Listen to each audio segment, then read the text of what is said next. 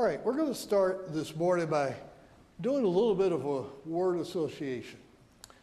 What do you think of when you see the word shameless? Just what kind of a thought runs through your mind? What's your concept when you hear somebody say the word shameless? I think of someone who has no moral filter. Okay. Who just does what they want when they want. Yeah, that's I think a very good description. I actually started to do an internet search to, just look up and get a dictionary definition. And instead of getting a dictionary definition, it pointed me to a TV show by that name, which I'd never heard of before, never saw it. And when I read the synopsis, I'm glad I never saw it. It was apparently an alcoholic father, a missing mother who had walked out on the family, and I think 3 kids. None of them worked, and they supported themselves by stealing money from other people. And there was no shame for any of the behavior. And I think that's probably a pretty good definition of the way our culture uses the word shameless. It's really the idea that ignore that which is shameful. As Adam said, maybe they have no filter at all, maybe they really don't, or they pretend like they don't. I think in a lot of cases, people are actually ashamed, but they pretend like they're not. Is that the biblical concept? Is that what we've been talking about in the book of Hebrews? And obviously not. I would suggest to you, though, what we have been looking at, the biblical concept of shameless is removing the shame. And that is the key to understanding the nature of the sacrifice of Jesus and why it's different and better than the Old Testament sacrifices. The writer talked about the fact that there was this constant reminder. The Day of Atonement was a reminder of the sin of the people. Their daily sacrifices were a reminder of their sins. The death of so many animals every year was a reminder of their sin. But with the sacrifice of Jesus, there is no longer a reminder of sin. In fact, just the opposite. There is the removal of the guilt and the shame of sin. We are shameless. We have to let ourselves be that way. Now again, that doesn't mean that you just go and do what you want to do and it doesn't matter. In fact, we saw in chapter 10 and verse 26, if someone goes on willfully sinning, there no longer remains a sacrifice for sins. But what it does mean is that when we come to Jesus, or when we come to God in the presence of God through the new and living way, which is the body of Jesus, the sacrifice of Jesus, we come into the presence of God without shame. When's the last time you think about that idea of being in the presence of God without shame? The Garden of Eden. And I would suggest to you that in many ways, what we have in Jesus Christ right now is what Adam and Eve had before Genesis 3. We are in the presence of God without shame, without sin. In fact, I would argue those two things are hand in hand. You can't be in the presence of God with sin. Adam and Eve hid from God because of their sin. But we have that. You'll say, well, wait a minute. No, we live in a world full of chaos. We live in a world full of temptation. We live in a world full of death. And yes, that's right. They didn't have those things in the Garden of Eden. And I would suggest to you, all of those things I just mentioned have to do with the physical world, have to do with the flesh. Our spirits in Jesus Christ have the same experience that Adam and Eve spirits had in the Garden of Eden. That's the power of the book of Hebrews to me, is to realize what Jesus has done for me now what I experience. Again, when we looked at these ideas of coming in the presence of God, and we're going to see it again in chapter 12, it's not some distant thing once you die. This is present tense. This is what we have in Jesus Christ. Now, there is more to come. Again, the physical world in which we live is not where I want to be. 1 Corinthians 15 talks about the fact that we will be given new bodies. But our spirits have that experience now in Jesus Christ. And that leads us to the idea of confidence that we have been talking about. In the latter part of chapter 10, we talked about this last week, there are two possessions that are contrasted. Notice with me there in chapter 10 and verse 34. You showed sympathy to the prisoners and accepted joyfully the seizure of your property. So they had possessions that were violently taken away from them. And what's their reaction? They joyfully accept that. Notice it said they didn't embrace it. They're not just saying, here, you'll take it. I don't want any more. They accepted it. But they accepted it joyfully. Why? Well, as he pointed out, they have a better possession. You can take that which doesn't really have any value to me because I have something that has far greater value. But then the second possession is mentioned in the next verse. Therefore, do not throw away your confidence. Here's the second possession. And again, the writer of Hebrews has so many of these contrasts. We've seen so many, I just know there's more that I'm just not seeing. You have the physical possessions, someone seizes it, okay. You have the possession of your confidence in Jesus Christ. I'm not letting go of that. I'm not letting anybody take that away from me. More importantly, I'm not going to throw it away. Paul talks about in Philippians chapter 3 the things that he considered to be garbage, refuse, worthless. And then the things that he considered to be of greater value. And that's really the same message the writer of Hebrews is talking about. Physical things in this world of chaos, temptation, death, really how important are those things? Because they still remain in that world full of chaos, temptation, and death. But confidence, what my spirit enjoys in the presence of God, I'm not going to throw that away. I'm going to hold on to that. Because who gave it to me?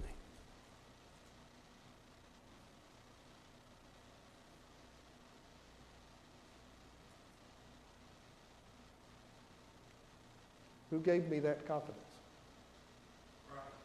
Christ did. By dying on the cross. So if I throw that away, what have I done to the cross? I've said the cross is of no value. And that's why it says in verse 31, it's a terrifying thing to fall into the hands of the living God.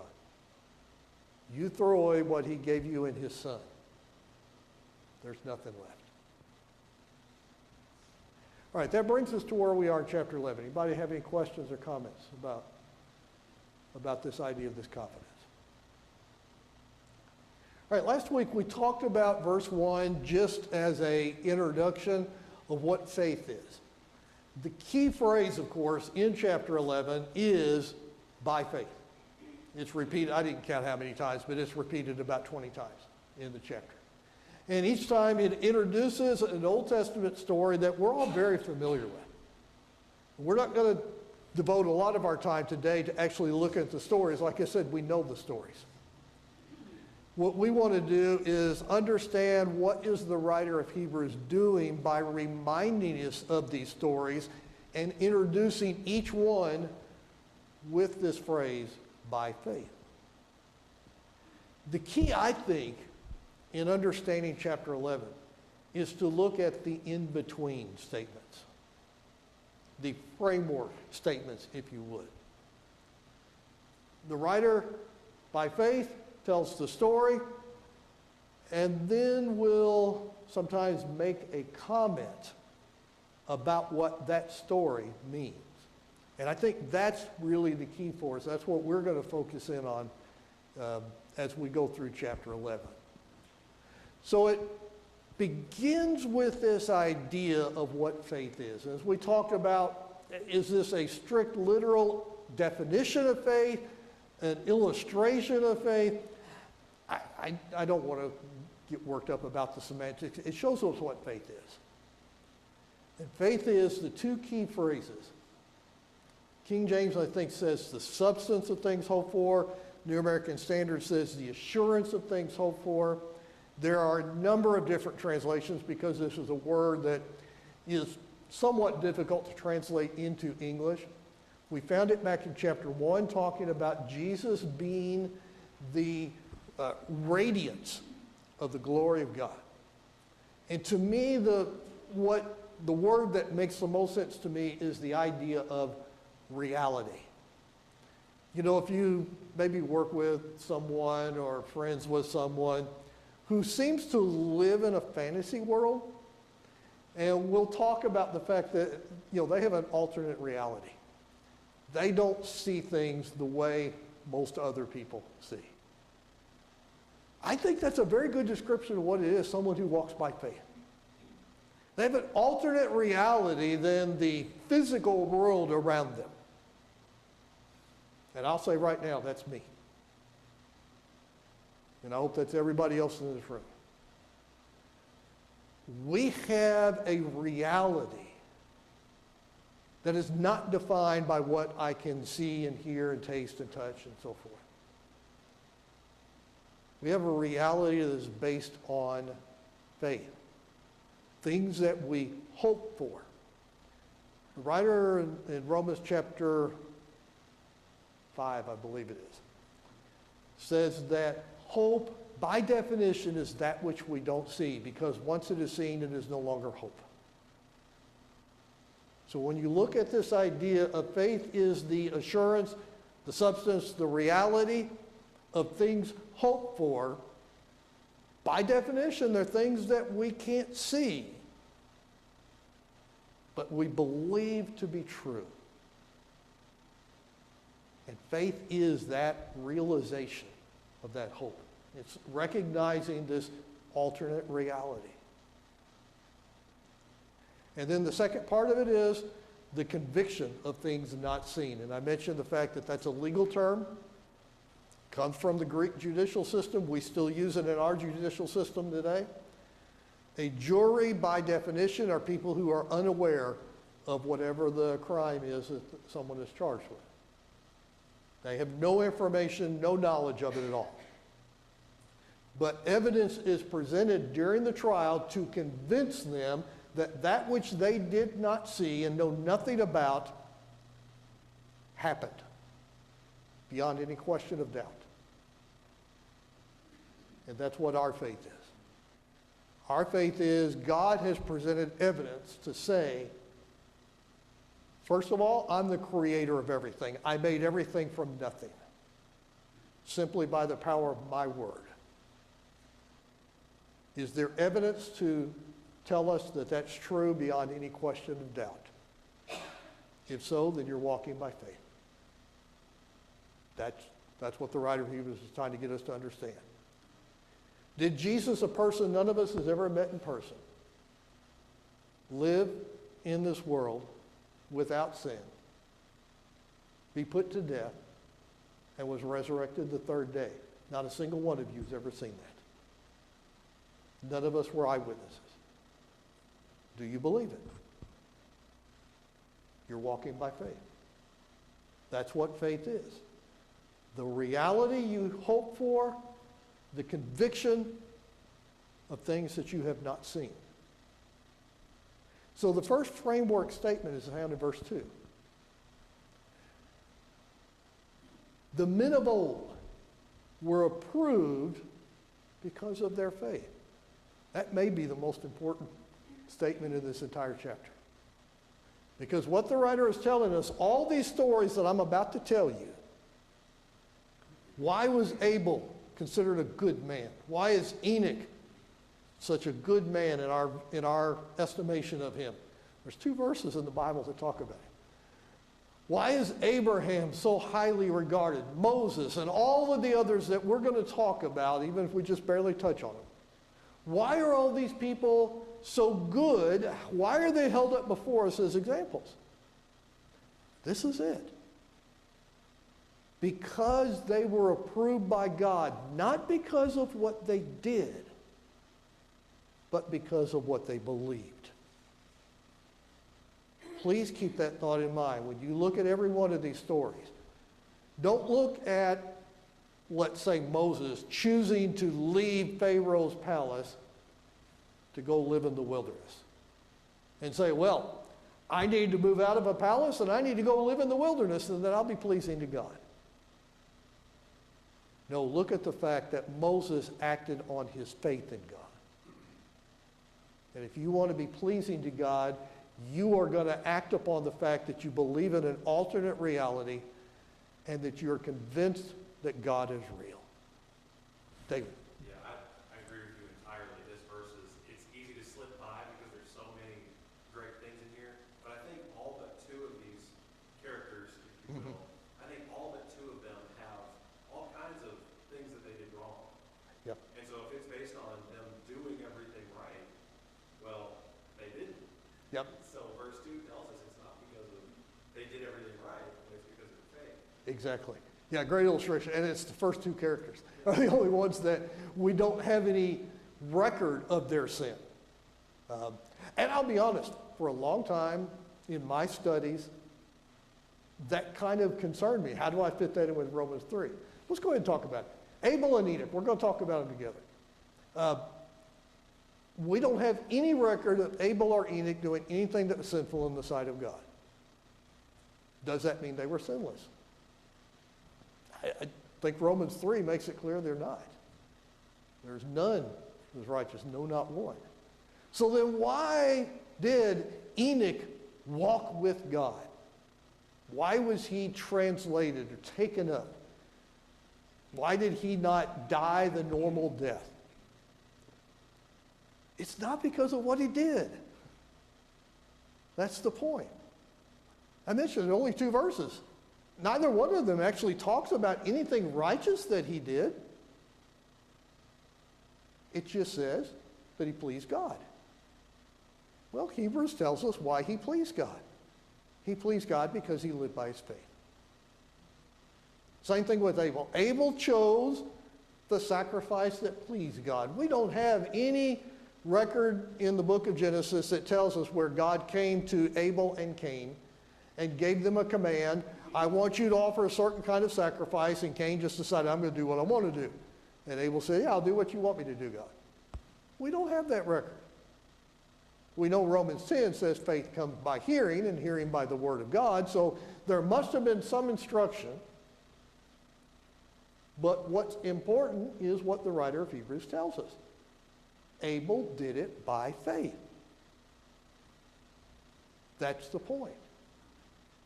Because he trusted God, he pleased God. Go ahead, Mike. There does seem to be something particularly exceptional about Cain. Is that not correct? In some way, yes. But what it is, I have no idea. Because the Bible just doesn't tell us. But I think even that idea is sort of contrary to what we sometimes think. Sometimes we seem to kind of imagine that there's 2 kinds of people in the world. There's people who have not accepted God's forgiveness of their sins, and there's people who have. And there's no difference. There's a big difference between the 2 groups. But everybody in each group is the same. Everybody who's condemned, God feels the same way about all of them. And everybody who is forgiven, God feels the same way about all of them. And yet, Enoch seems to be more pleasing to God than the average run-of-the-mill person who is pleasing to God. Let me agree with everything except the idea of more pleasing to God. I just don't think there's enough evidence to say that. He definitely was taken up to be with God. He did not die in the normal way. Why God chose that with Enoch, I don't have enough information to know why. I think the reason why we gravitate away from the idea that it's more pleasing is we don't think that exists. Mhm. But I don't know. To me, this doesn't seem to be the only place where certain people seem to have more of God's favor than others. I mean, there seems to be a reason he chose Abraham. It doesn't seem to be random there either. There seems to be a reason he chose Mary. It doesn't seem to be random. Right. It's like it says she's worthy. Well, wait, wasn't any faithful? Wasn't any young faithful Jewish woman worthy? I don't think that's the idea. I don't think that the angel is saying, yeah, sure, Mary, all the faithful women in Israel Right. who are not married are worthy of this. It seems, because he really lays it on thick, in the future they're going to sing about your praise. So it seems like some people receive more of God's favor than others. Not in the sense that some are saved, not that they're more saved, Right. but that they're more pleasing in some sense. Yeah, and I wouldn't disagree with that at all, in the sense that there are people that God has chosen for particular roles to receive a greater honor. Maybe I'll put it that way. This is almost Calvinist, like, well, you're favored because God just picked you at random. I don't know that. Well, you mentioned Abraham. Genesis 18. God specifically says, I chose Abraham because I know he will command his children. So there was something about what God knew about Abraham as a father that qualified him to be the father of Israel. Yeah, I think that's the idea. There's something about each of these people's character or their actions or something that makes them especially well chosen to whatever the special roles that God Sure. has for them. And the application, I think, to that is that, it's sort of like, if I can just avoid sin, or at the very least when I do sin, I remember to ask for forgiveness, I'm fine. That's I don't need, there's no real reason to do anything. We kind of seem to sometimes kind of struggle to find up reasons to do good works. And the only thing we ever seem to come up with is, well, if you have faith, you'll just want to. Right. But I think there is a sense in which you should know that when you do good things, that it's not just about not doing bad things. That there are good things in the world. And when you do good things, it's pleasing to God that you did those good things. Well, let's use the language of Hebrews, which we talked about in one of our two past classes. I agree with the thought of where you're getting at. Jesus, the most common thing he said about what he came to do is to do the will of the one who sent him. And we saw it in Hebrews, where it said he came to take away the first, that he might establish the second. And I would argue that that ultimately is what our goal is. Our goal is to do the will of God and to do it the very best of our ability. And God will put us in positions and will give us the ability to do that. Because it's not really my ability. It's what does God give me the ability to do. It really comes from what is my mind. So that's why I say, well, yes, it is the idea, have faith, trust God. And that will be pleasing because God is going to use me where he wants to use me, where he knows I'm best suited to do that, and he's going to give me the ability to do that. And so ultimately, to me, the concept is, I'm here to do his will. And the more that I commit myself to doing that, the more it will bring glory to him. And God will do what he wants with that. Did I see? Yes, go ahead, Ben. I think something that clues us into this is verse 6 of this chapter. It says, he is rewarder of those who seek him diligently. Yes.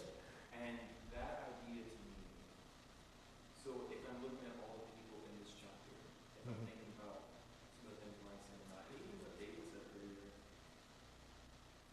there's something to be said for the reward that God gives those who seek him diligently and seek him. And I think there's something to be said for the scale of ability, for lack of a better word, of that. Okay. Some people are seeking God more diligently than others. I think that's what this verse is letting me know. And there's been so many times in my life where, just to be completely honest, I think that I'm seeking God diligently, but my heart might not be as true as I think it is, and I know that to be true whenever a storm of life happens. Right. And it shows me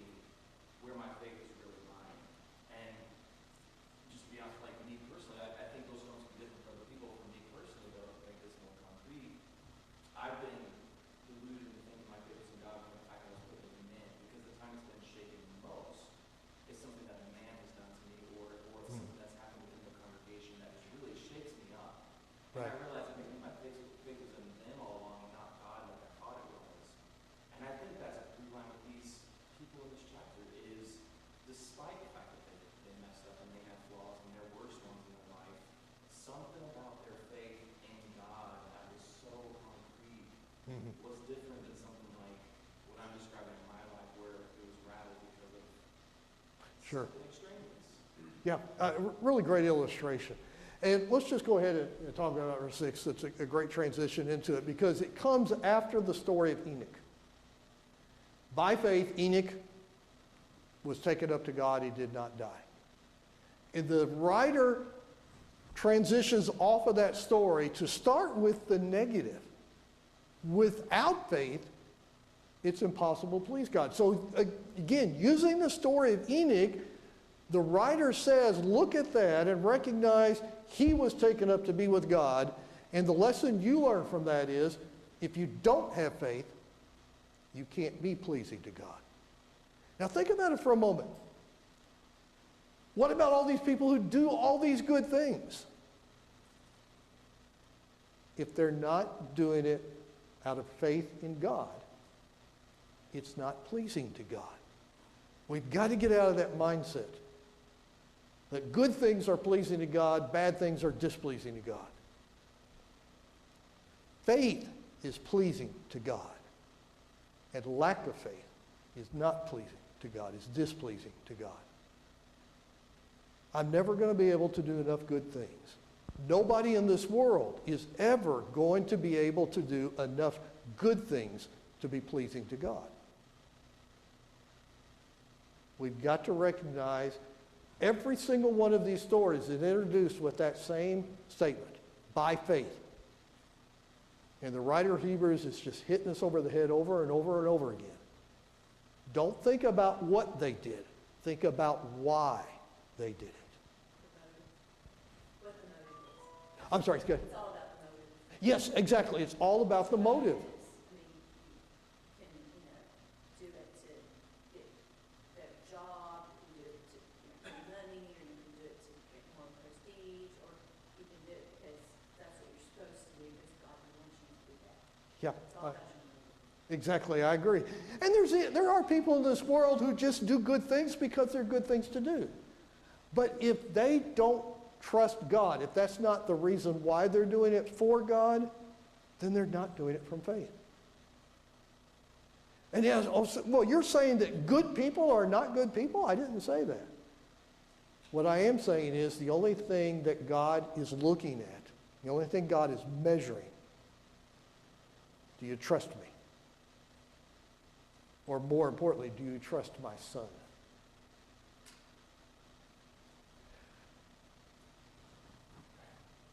We get down to Abraham. If you go back and look in Genesis, starting in chapter 11, going through the life of Abraham, Abraham was living in the city of Ur of Chaldees. Scholars tell us that it was probably the largest, most powerful, wealthy city of its time. He was a city dweller. And at 75 years of age, God comes to Abraham. I don't know how many in here are 75. There's not a whole lot of us. And I'm not 75 yet. But if God came to you at age 75 and says, I want you to get out of your home and I want you to go buy a tent at Dick's Sporting Goods and I want you to live the rest of your life traveling around in that tent. I don't think there's many people say, oh yeah, sign me up, let's do that. Abraham lived in a tent the rest of his life. Now, he lived to be 180 years old, so he lived more than half his life in a tent. There is a message, and I don't have time to spend a lot of time on this, to talk about the difference between living in a city and living in a tent. But if you go through the Old Testament and you just look at that one thing, look at the times where people were living in cities, walled cities, and the times where people were living in tents out in the wilderness. And spiritually, where were they more healthy? Go ahead, Ted. I personally am not that impressed with that because if God came to me and talked to me right now to live in a tent, I think I'd go live in a tent. Sure. And I don't think that would even be faith. It would be as much fear and intimidation and, whoa, God is talking to me. Mm-hmm. So I don't, I mean, and if you know, I'm not Sure. discrediting his faith. No.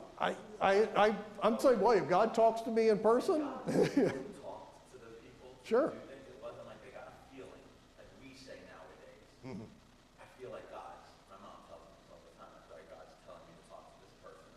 Sure. She doesn't have a conversation where he tells her. Right, right. But if God came to you and said anything 10 times more outrageous, I don't know if that's as much faith as it is fact. And I would say the faith part is especially demonstrated when he was trying to marry off Isaac, and he said, we're not going back to the homeland. That's because God didn't come to him and say, go get a wife from over there. Abraham, by faith, understood God said, come out of there and don't go back. He understood that part. Go ahead, Mike. Well, I think the impressive thing with Abraham is the follow through, because you see that with Adam and Eve. They're not sitting while God's standing right there in front of them, but then he's gone, and you slowly start to drift away again. So we kind of see the highlights in Abraham's life. So we see the encounters he has directly with God. Right. It kind of seems like God's like that every single day. But no, God tells him to go, and it may be a while before he hears directly from God again. And yet, through those periods, he's always continued to do what God told him to do. He's never sort of saying, well, this isn't really what God said exactly. Is it? Right. I mean, as I said, he lived to 180 years old. There are fewer than 10 recorded interactions with God in his lifespan. Now, what the writer of Hebrews does is said, okay, let's look at that story. What does it mean?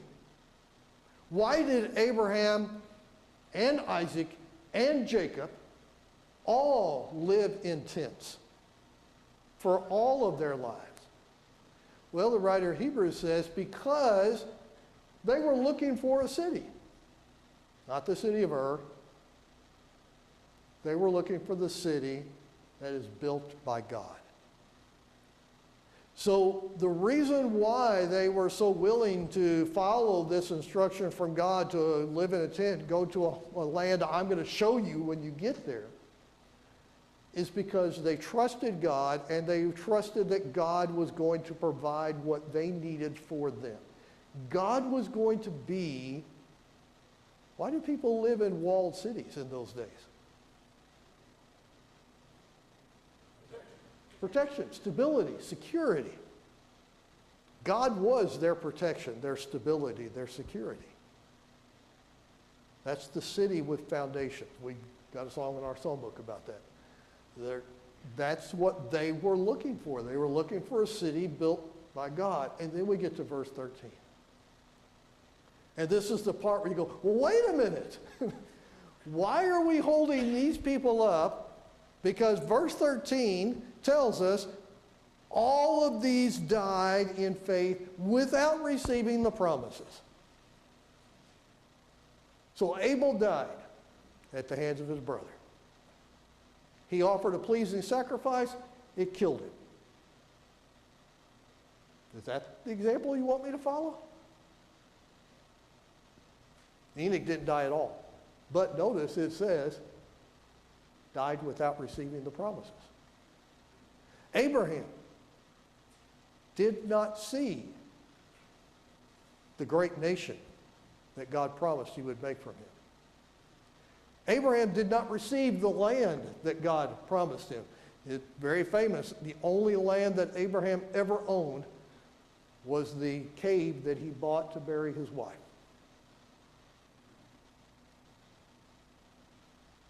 Do we really want to hold these people up as examples? Again, please remember, don't look at the physical reality. Faith is the alternate reality.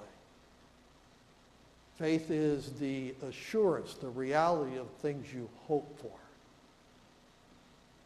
So these people died in faith, died in hope. They didn't receive it in their physical lifetime. But as we get to the end of the chapter, of course, we're going to find out they do receive the promises of God, as we do. And then the last part of verse 16 is my favorite part.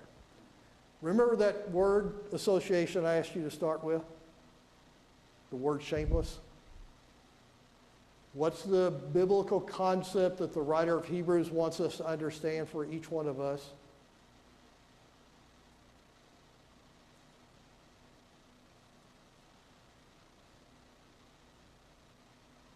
Again, what's concept of, we don't have to have shame. exactly? The shame has been removed. Jesus took away my shame. But this just continues to hit me like a ton of bricks. God is not ashamed to be called my God. I don't deserve that. I don't mean to be offensive, but there's not a single one of you who deserves it either. But God is not ashamed to be called my God.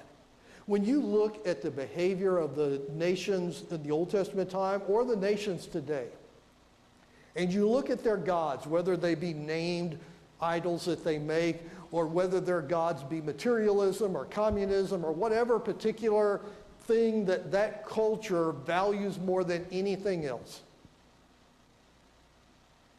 those gods should be ashamed. When you look at people who are materialistic, their behavior is shameful to materialism. When you look at people who live under communism, it's shameful for those who teach communism as the best way. And whatever God you talk about, when you talk about Baal of the Old Testament or you talk about any of the gods of the nations around, the behavior of their followers is shameful. When you look at Yahweh and you look at the people who walk in faith, not their good works, but their faith and trust in God, God says, I am not ashamed to be their God. Anybody know who Chuck Colson is? I know you do. Chuck Colson was one of the Watergate conspirators. Up until, I think he has passed away now, but up until the time he died, he was a Christian advocate, a Christian writer. I don't know what his concept of Christianity is, but he said he became a Christian because of Watergate. He said he saw powerful men who could not keep a secret for a few weeks. And yet he compared that to 12 fishermen, tax collectors, you name what they were, who went to their death defending the Lord they believed in. And he said, when I saw that, I realized they had something that meant more than anything else in this world. And he wanted to know more about that. The behavior of someone who has trust in Christ. Again, it's not their good works. It's the fact that they're willing to die for him. The fact that they put their trust and their confidence in him. The writer of Hebrews says, therefore God is not ashamed to be called their God. That overwhelms me, and it also inspires me. If God is not ashamed to be called my God, then I'm not ashamed to be his servant.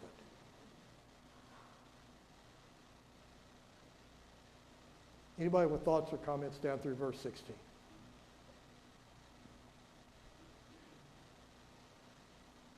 As I said, I think it's these in-between statements that really bring this message home.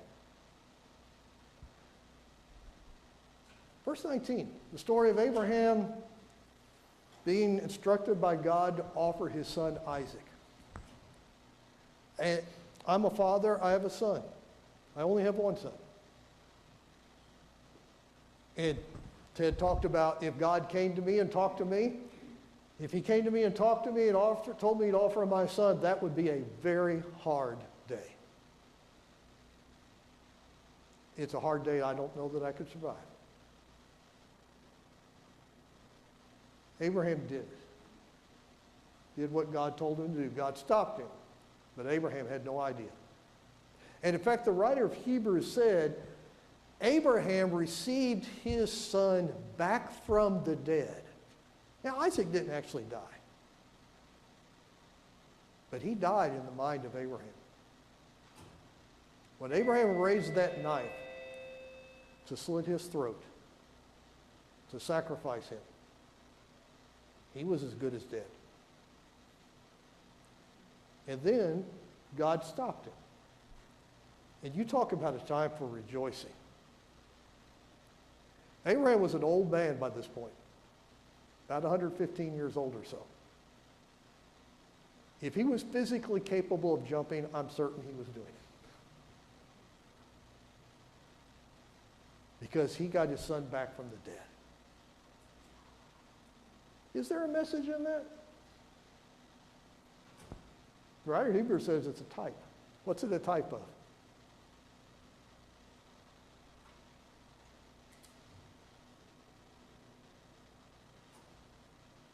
How about the God who told him to do it? Who received his son back from the dead? What about you and me? Have you ever been dead? Have you ever sinned? It's the same question. Romans says we are dead in our sins. I'm sorry, Ephesians says we are dead in our sins, but we have been made alive. How? Same way Isaac was made alive, by faith. Yeah, there's a lot of types, a lot of shadows in the book of Hebrews. By faith, we are made alive when we die.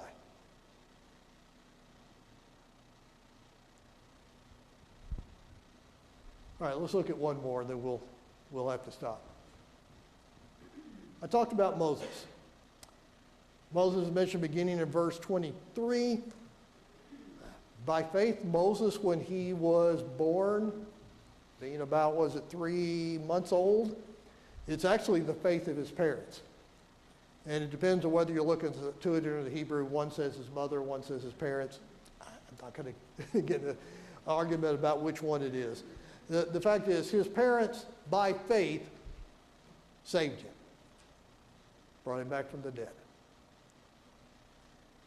By faith, Moses, when he was grown up, in verse 24, refused to be called the son of Pharaoh's daughter, choosing rather to endure ill treatment with the people of God, rather to enjoy the passing pleasures of sin.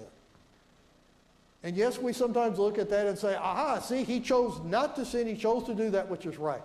Yes, he did, but that's not the point the writer is getting at.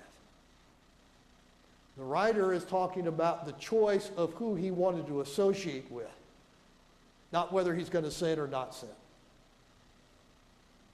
He had either the choice of living in the Egyptian palace,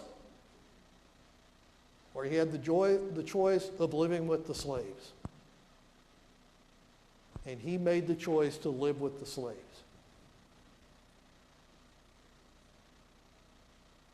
And then notice verse 26.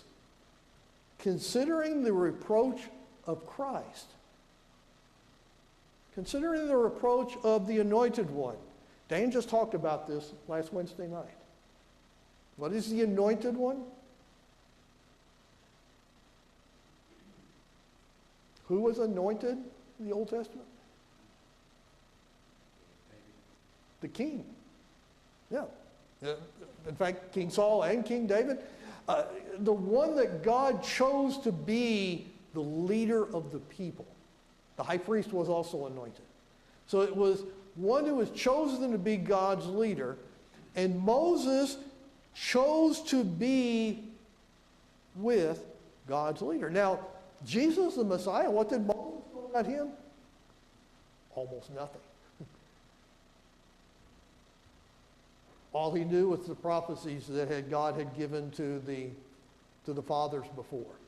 Starting in Genesis 3, the seed of the woman, and continuing through the promises made to Abraham, Isaac, and Jacob. In your seed will all the nations of the earth be blessed. But that's really all Moses knew about it. But yet the writer of Hebrews said he chose the reproaches of Christ rather than the treasures of Egypt because he was looking for the reward. Go ahead, Tim. Does that mean he had some understanding of his position in the line that would ultimately lead to Christ? That's a fascinating question. I don't have a lot of time to get into it right now, but when you look at the story in Genesis, Moses chose to lead the people of Israel when he was 40 years old. He considered that he was going to be their Savior. Now, how did he know that? Maybe his mother told him the stories. Remember, she's the one that ends up raising him as his nurse. Maybe she told him the stories. I don't know. I know he was right on his role. He was wrong on the time. Well, the Hebrew writer seems to inject that he has some concept of Christ. Yes. At least what God had in mind for him to do, to deliver the people. He absolutely recognized that God had a role for him. He just didn't get the timing right. All right, let's stop at this point, and we'll pick up at this point and finish chapter 11 next week. Again, thank you, everybody, for your participation.